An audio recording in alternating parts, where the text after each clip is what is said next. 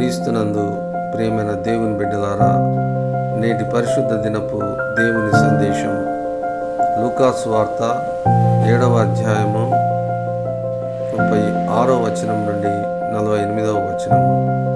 లూకాసు వార్త 7వ అధ్యాయము 36వ వచనం నుండి 48వ వచనం వరకు. పరిసయ్యులలో ఒకడు తనతో కూడా భోజనము చెయ్యవలెనని ఆయనను అడిగాను. ఆయన ఆ పరిసయ్యుని ఇంటికి వెళ్ళి భోజన పంక్తిని కూర్చుండగా, ఆ ఊరిలో ఉన్న పాపాత్మురాలైన ఒక స్త్రీ యేసు పరిసయ్యుని ఇంట భోజనమునకు కూర్చున్నాడని తెలుసుకొని ఒక బుడ్డిలో అత్తరు తీసుకొని వచ్చి వెనుక తట్టు ఆయన పాదముల యొద్ద నిలవబడి ఏడ్చుచు కన్నీళ్లతో ఆయన పాదములను తడిపి తన తల వెంట్రుకలతో తుడిచి ఆయన పాదములను ముద్దు పెట్టుకొని ఆ అత్తరు వాటికి పూసెను. ఆయనను పిలిచిన పరిసయ్యుడు అది చూచి, ఈయన ప్రవక్త అయిన ఎడల తన్ను ముట్టుకొనిన ఈ స్త్రీ ఎవతయో ఎటువంటిదో ఎరిగి ఉండును, ఇది పాపాత్మురాలు అని తనలో అనుకొనెను. అందుకు యేసు, సీమోను, నీతో ఒక మాట చెప్పవలెనని యున్నానని అతనితో అనగా, అతడు బోధకుడా చెప్పుమనెను. అప్పుడు యేసు, అప్పు ఇచ్చు ఒకనికి 2 రుణస్థులుండిరి. వారిలో ఒకడు 500 దేనారములను మరి ఒకడు 70 దేనారములను అచ్చి ఉండిరి. ఆ అప్పు తీర్చుటకు వారి యొద్ద ఏమీయూ లేకపోయెను గనుక అతడు వారిద్దరిని క్షమించెను. కాబట్టి వీరిలో ఎవడు అతని ఎక్కువగా ప్రేమించునో చెప్పమని అడిగాను. అందుకు సీమోను, అతడు ఎవనికి ఎక్కువ క్షమించనో వాడే అని నాకు తోచుచున్నదని చెప్పగా, ఆయన, నీవు సరిగా యోచించితివని అతనితో చెప్పి ఆ స్త్రీ వైపు తిరిగి సీమోనుతో ఇట్లనెను, ఈ స్త్రీని చూచుచున్నానే, నేను నీ ఇంటిలోనికి రాగా నీవు నా పాదములకు నీళ్ళియ్యలేదు, కానీ ఈమె తన కన్నీళ్లతో నా పాదములను తడిపి తన తల వెంట్రుకలతో తుడిచెను.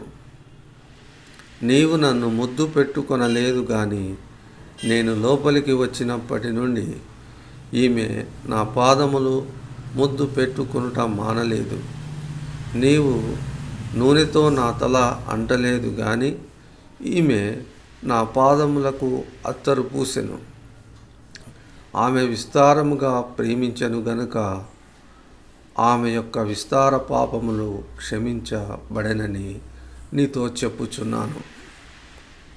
ఎవనికి కొంచెముగా క్షమింపబడునో వాడు కొంచెముగా ప్రేమించునని చెప్పి, నీ పాపములు క్షమింపబడి ఉన్నవని ఆమెతో అనెను. దేవుడు తన పరిశుద్ధ వాక్యమును మన వినికిడిలో దీవించునుగాక. చిన్న ప్రార్థన చేసుకుందాం. కృపా కనికరము గల మా దేవా, ఈ యొక్క సమయమందు, ఈ యొక్క పరిశుద్ధ దినమందు మేము మిమ్మను ఆశ్రయించి మీ సంగతులను తెలుసుకొనగోర వచ్చి ఉండగా, ప్రభువా, ఈ వాక్యం యొక్క ఆంతర్యాన్ని తెలుసుకొని మీ ఉద్దేశాలను భద్రపరుచుకొని, తండ్రి, మీరు మాకు నియమించినటువంటి ఉద్దేశాలను గైకొనుటకు సహాయం దయచేయవలనని ప్రభువా, ఈ వాక్యాన్ని ప్రకటించుచుండగా ఏమాత్రం శక్తి లేనటువంటి వాడను మీరే నన్ను మీ శిలువ చాటున మరుగుపరిచి ఈ వాక్యపు సందేశాన్ని వినిపించవలనని మా ప్రభును రక్షకుడైన యేసుక్రీస్తు వారి దివ్యనామముననే బ్రతిమిలాడి ప్రార్థించి వేడుకొనుచున్నాము తండ్రి. ఆమెన్. క్రీస్తునందు ప్రియమైన దేవుని బిడ్డలారా, చదవబడినటువంటి వాక్య భాగం నందు యేసు ప్రభుల వారు ఒక పరిచయుని చేత భోజనంనకు ఆహ్వానించబడి ఉండెను. మరి పాపాత్మురాలైన ఒక స్త్రీ అనబడేటువంటి ఒక స్త్రీ ఆ ఊరిలో కాపురం ఉంటూ మరి యేసు ప్రభుల వారు పరిచయుని ఇంట భోజన పంక్తిన ఉన్నాడని తెలుసుకొని మరి ఆ ఇంటికి లోపలికి వెళ్ళి ప్రభు వెనకాల వైపు నిల్చొని ఆ యొక్క ప్రభు పాదములను తన కన్నీటితో తడిపి తన యొక్క వెంట్రుకలతో తుడిచి మరి అత్తరును పూచి ప్రభు పాదాలను ముద్దాడుచూ ఉన్నది. అయితే ఆ యొక్క విందుకు ఆహ్వానించినటువంటి పరిచయుడు మరి ఈయన నిజముగా ఒక ప్రవక్త అయిన ఎడల ఆ స్త్రీ ఎటువంటిదో తెలుసుకోగలడని భావించుచున్నాడు. ఆ సందర్భంనే ప్రభు సమస్తం ఎరిగిన వాడు గనుక అతనికి అర్థమయ్యేటట్లు ఆయన తెలియజేస్తున్నాడు. ఏమంటే ఒక అప్పు ఇచ్చిన వ్యక్తికి ఇద్దరు రుణస్థులు ఉండిరి. వారి దగ్గర అప్పు తీర్చుటకు ఏమీ లేని కారణాన్ని బట్టి అప్పిచ్చినటువంటి వ్యక్తి ఆ ఇద్దరిని క్షమించి ఉన్నాడు.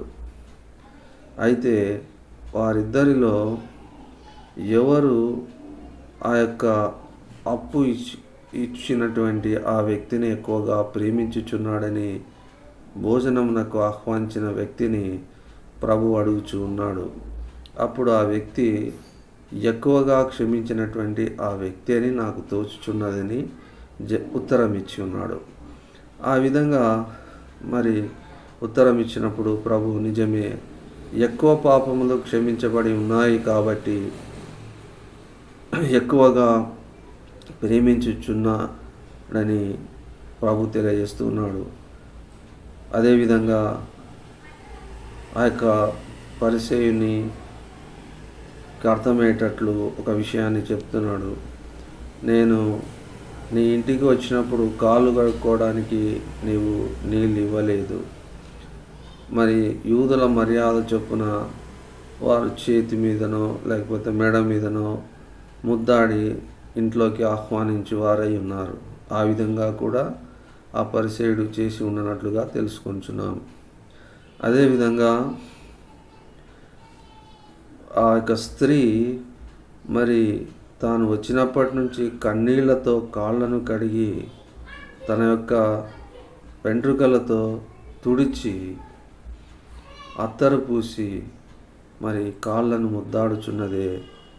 మరి ఎక్కువగా ప్రేమించుచున్నది కాబట్టి ఎక్కువ పాపములు క్షమించబడి ఉన్నాయి అని చెప్తూ చివరిలో 48వ వచనంలో నీ పాపములు క్షమింపబడి ఉన్నవే అని ఆమెతో అనెను. కాబట్టి ప్రియమైన దేవుని బిడ్డలారా, ఇక్కడ ఒక శాస్త్రీయమైనటువంటి అంశాన్ని మనం గ్రహించుకోగలము. ఏంటంటే ఎక్కువగా ప్రభువును ప్రేమించుటను బట్టి మన ఎక్కువ దోషములు క్షమించబడుతూ ఉన్నాయి. మనము మరి ప్రభు ఒకటేసారి లోకం కొరకు తను తాను బలిగా అర్పించుకొని లోక పాపంలో మోసుకొని వెళ్ళినాడని మనం తెలుసుకొని ఉన్నాం. అయితే ఆయన యొక్క ఉన్నటువంటి ఆ గొప్ప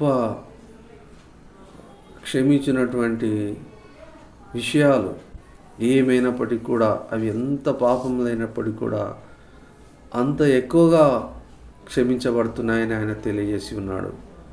కాబట్టి ప్రియమైన దేవుని బిడ్డలారా, ఎక్కువగా మనము ప్రభువును ప్రేమించు వారమై ఉండి మన పాపములు ఈ యొక్క విపరీతమైన కాలంలో ప్రభు తప్ప మనను క్షమించువారు, మన పాపరహితులుగా చేయువారు ఎవరు లేరని ఆ ప్రభువును వేడుకొనెదం.